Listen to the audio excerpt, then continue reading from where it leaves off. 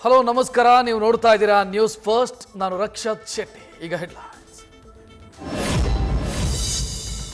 Guarantee ಯೋಜನೆಗಳಿಂದ ಜನರಿಗೆ ಅನುಕೂಲವಾಗ್ತಾ ಇದೆ. ಯೋಜನೆಗಳು ಮುಂದುವರಿಯುತ್ತೆ. ಸ್ವಾತಂತ್ರ್ಯೋತ್ಸವ ಭಾಷಣದಲ್ಲಿ ಒತ್ತಿ ಒತ್ತಿ ಹೇಳಿದ ಸಿಎಂ. ಗೊಂದಲಕ್ಕೆ ತೆರೆ ಎಳೆದ ಸಿದ್ದರಾಮಯ್ಯ.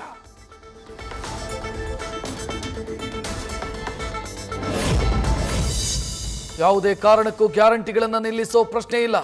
ಹಸಿವು ಮುಕ್ತ ಕರ್ನಾಟಕ ಮಾಡಲು ಪಣ ತೊಟ್ಟಿದ್ದೀವಿ. ಡಿಸಿಎಂ ಡಿಕೆ ಶಿವಕುಮಾರ್ ಸ್ಪಷ್ಟನೆ.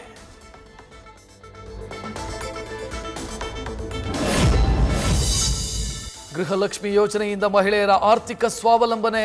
1.2 ಕೋಟಿ ಜನ ಬಡತನ ರೇಖೆಯಿಂದ ಮೇಲೆ ಬಂದಿದ್ದಾರೆ. ಉಡುಪಿಯಲ್ಲಿ ಗ್ಯಾರಂಟಿ ಯೋಜನೆಯ ಲೆಕ್ಕ ಕೊಟ್ಟ ಸಚಿವೆ ಲಕ್ಷ್ಮೀ ಹೆಬ್ಬಾಳ್ಕರ್.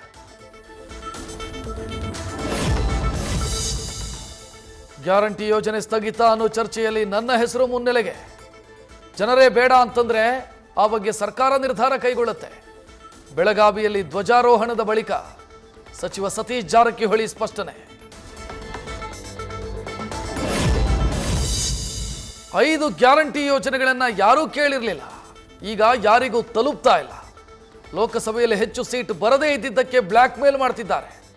ಜೆಡಿಎಸ್ ಯುವ ಘಟಕದ ಅಧ್ಯಕ್ಷ ನಿಖಿಲ್ ಕುಮಾರಸ್ವಾಮಿ ಆರೋಪ.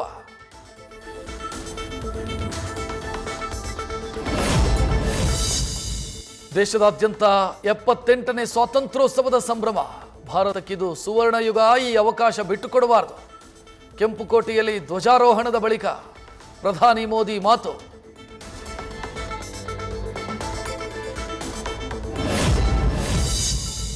ದೆಹಲಿಯ ಕೆಂಪುಕೋಟೆಯಲ್ಲಿ ವಿಕಸಿತ ಭಾರತ ಎಟ್ 2047 ಥೀಮ್ನಲ್ಲಿ ಆಚರಣೆ. ಸತತ 11ನೇ ಬಾರಿ ಪ್ರಧಾನಿಯಾಗಿ ಧ್ವಜಾರೋಹಣ. ಏಕರೂಪ ನಾಗರಿಕ ನೀತಿ ಸಂಹಿತೆ ಅಗತ್ಯ. 1 ನೇಷನ್ 1 ಎಲೆಕ್ಷನ್ ಜಾರಿಯಾಗಬೇಕು ಅಂದ್ರು ಮೋದಿ.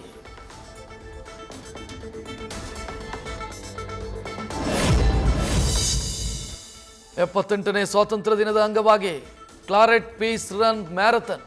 ಜಾಲಹಳ್ಳಿಯ ಸೈಂಟ್ ಕ್ಲಾರೆಟ್ PU ಕಾಲೇಜಿನಿಂದ 5K ಪೀಸ್ ರನ್ ಆಯೋಜನೆ. ಮ್ಯಾರಥಾನ್ನಲ್ಲಿ 3,000ಕ್ಕೂ ಹೆಚ್ಚು ವಿದ್ಯಾರ್ಥಿಗಳು ಭಾಗಿ.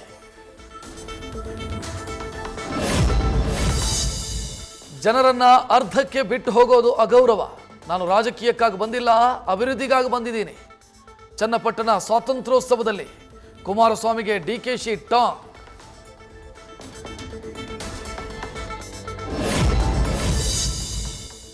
ಸ್ವಾತಂತ್ರ್ಯೋತ್ಸವ ಸಂಭ್ರಮದಲ್ಲೇ ವಿದ್ಯಾರ್ಥಿಗಳ ಫೈಟ್. ವಿಜಯಪುರದಲ್ಲಿ ಸಚಿವರ ಭಾಷಣದ ವೇಳೆ ಕ್ಷುಲ್ಲಕ ಕಾರಣಕ್ಕೆ ಕೈ ಮಿಲಾಯಿಸಿದ ಯುವಕರು.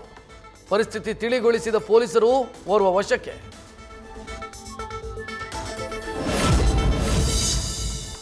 ಹೈಕಮಾಂಡ್ ಅಂಗಳ ತಲುಪಿದ ಚನ್ನಪಟ್ಟಣ ಟಿಕೆಟ್ ಫೈಟ್. ಟಿಕೆಟ್ ನೀಡೋ ಬಗ್ಗೆ ಮರು ಪರಿಶೀಲನೆಗೆ ಮುಂದಾದ ಬಿಜೆಪಿ. ಯೋಗೇಶ್ವರ್ ಒತ್ತಡಕ್ಕೆ ಮಣಿದು ಕ್ಷೇತ್ರದ ವರದಿ ನೀಡುವಂತೆ ಸೂಚಿಸಿದ ಅಮಿತ್ ಶಾ.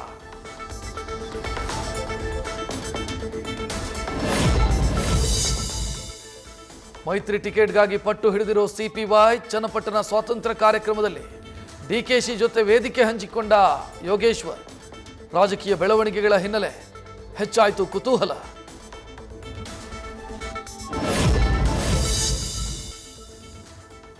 ತುಂಗಭದ್ರಾ ಜಲಾಶಯದ 19ನೇ ಗೇಟ್ ಕೊಚ್ಚಿ ಹೋದ ಪ್ರಕರಣ. ಇವತ್ತು ಒಂದು ತಾತ್ಕಾಲಿಕ ಸ್ಟಾಪ್ ಇಂಟರ್ಲಾಕ್ ಗೇಟ್ ಅಳವಡಿಕೆಯ ಪ್ರಯತ್ನ.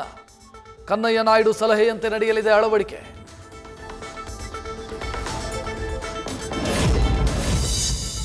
TB ಡ್ಯಾಂನಲ್ಲಿ ನಿನ್ನೆಯಿಂದ ಮತ್ತೆ ಹೆಚ್ಚಿದ ಒಳಹರಿವು. 33 ಗೇಟ್ಗಳ ಮೂಲಕ 1.40 ಲಕ್ಷ ಕ್ಯೂಸೆಕ್ ನೀರು ಹೊರಗೆ ಹರಿಸ್ತಿರೋ ಅಧಿಕಾರಿಗಳು. 5 ದಿನಗಳಲ್ಲಿ ಹೊರ ಹೋಗಿರೋದು 27 TMC ನೀರು.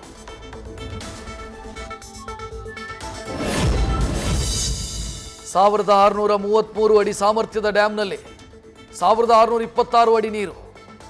5 ದಿನಗಳಲ್ಲಿ ಕಡಿಮೆಯಾಗಿರೋದು ಕೇವಲ 7 ಅಡಿ ಮಾತ್ರ.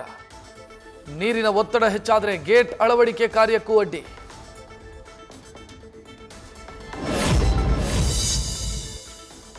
ಸಾವಿರದ 1956-57ರಲ್ಲಿ ಕಬಿನಿ ಜಲಾಶಯಕ್ಕೆ ಅಡಿಪಾಯ ಹಾಕಿದ್ದು ನಮ್ಮ ತಾತ. ಅಬ್ಬಬ್ಬ ಅಂತಂದ್ರೆ ಇನ್ನು 30ರಿಂದ 50 ವರ್ಷ ಡ್ಯಾಮ್ ಇರಬಹುದು. ಆದಷ್ಟು ಬೇಗ ಮೇಕೆದಾಟು ಡ್ಯಾಮ್ ಕಟ್ಟಬೇಕು. ಕಬಿನಿ ಡ್ಯಾಮ್ ಕಟ್ಟಿದ ಕತೆ ಬಿಚ್ಚಿಟ್ಟ ಕಾಶಯ್ಯರ ಮೊಮ್ಮಗ GV ಸೀತಾರಾಮ್. ದರ್ಶನ್ ವಿರುದ್ಧ ಕೇಸ್ನಲ್ಲಿ ಚಿಕ್ಕಣ್ಣ ಯಶಸ್ ಸೂರ್ಯಗೆ ಮತ್ತೆ ಎದುರಾಗತ್ತಾ ಸಂಕಷ್ಟ. 164 ಹೇಳಿಕೆ ದಾಖಲು ಬಳಿಕ ಜೈಲಲ್ಲಿ ದರ್ಶನ್ ಭೇಟಿಯಾಗಿರೋ ನಟರು. ಇಬ್ಬರನ್ನ ಕರೆಸಿ ಮತ್ತೆ ವಿಚಾರಣೆ ಮಾಡ್ತಾರಾ ಪೊಲೀಸರು.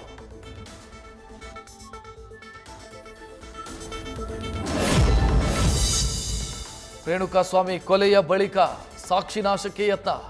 ಯೂಟ್ಯೂಬ್ ಮತ್ತು ಗೂಗಲ್ ಸರ್ಚಿಂಗ್ ರಿಪೋರ್ಟ್ 20ನೇ ತಾರೀಕಿನ ಒಳಗಡೆ ಬರೋ ಸಾಧ್ಯತೆ.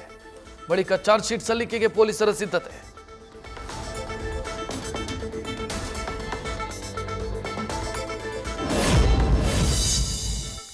ಕೋಲ್ಕತ್ತಾದಲ್ಲಿ ವೈದ್ಯ ಅತ್ಯಾಚಾರ ಕೊಲೆಗೆ ಖಂಡನೆ. ಆರ್ಜಿಕರ್ ಮೆಡಿಕಲ್ ಕಾಲೇಜು ಆಸ್ಪತ್ರೆಯಲ್ಲಿ ಮಧ್ಯರಾತ್ರಿ ದಾಳಿ. ಉದ್ರಿಕ್ತ 100 ಜನರಿಂದ ಎಮರ್ಜೆನ್ಸಿ ವಾರ್ಡ್ ಸಂಪೂರ್ಣ ಧ್ವಂಸ.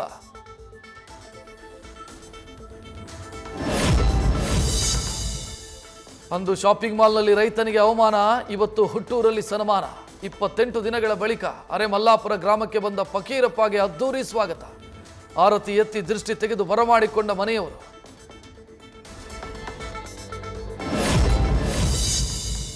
ವರಮಹಾಲಕ್ಷ್ಮಿ ಹಬ್ಬ ಹಿನ್ನೆಲೆ ಬೆಲೆ ಏರಿಕೆ. ಹೂವು ಹಣ್ಣುಗಳ ಬೆಲೆ ಗಗನಕ್ಕೇರಿಕೆ. ಆದರೂ ಬೆಳಗಿನ ಜಾವದಿಂದಲೇ ಬೆಂಗಳೂರಿನ KR ಮಾರ್ಕೆಟಲ್ಲಿ ಜೋರಾಗಿದೆ ಖರೀದಿ ಭರಾಟೆ. ನ್ಯೂಸ್ ಫಸ್ಟ್ ನಿರ್ಭೀತಿಯಿಂದ ನಿಮ್ಮ ಪರವಾಗಿ.